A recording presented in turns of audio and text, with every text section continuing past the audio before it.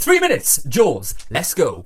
Jaws just starts. There's no grand establishing shot, no dramatization of the Brody family arriving at Amity, just straight into the action, the ocean, and an aquatic point of view. Now, there's not necessarily anything wrong with movies that do start with those things, but sometimes you just have to ask yourself, was it always like this?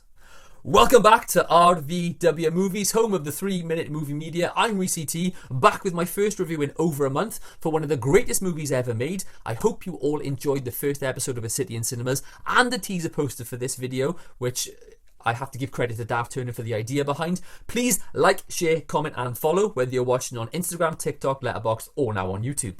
It's strange to think about Jaws as something that once was, because upon its release it was something the world had never seen.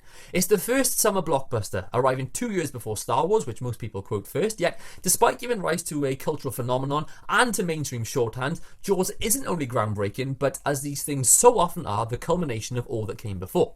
That's perhaps best seen, or rather heard, in the soundtrack by John Williams. That excellent opening begins with one of history's most iconic themes, as so many Williams scores do, and whether in moments of peril or of pleasure, the score has the same dramatic whimsy as the greatest ones from Hollywood's history to that point, from the silent era to the golden age. It's a composer in the infancy of his career, already heralded but about to go on to bigger and perhaps better things, possibly the best to ever do it, whilst deeply indebted to cinema's history. That's also true of Jaws as an event movie and the career of Steven Spielberg.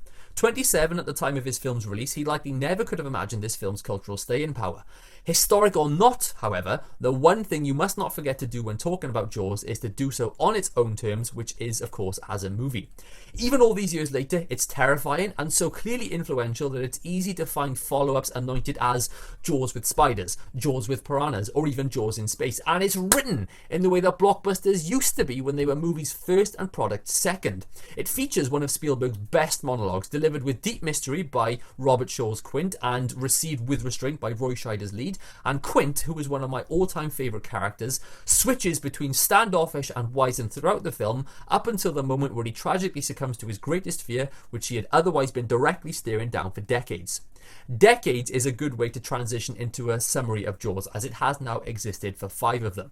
There's a fear, as always, that this classic piece of cinema might not have aged as well as we remember, or rather that a modern audience would not have the time or patience for it.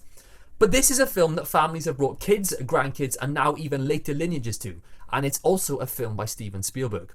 All one has to do is look at the performance of this or any other re-release to see that it is above all else the perfect metaphor for the career of this most popular filmmaker, which is to say that no matter the age of cinema or of audience, people still will come.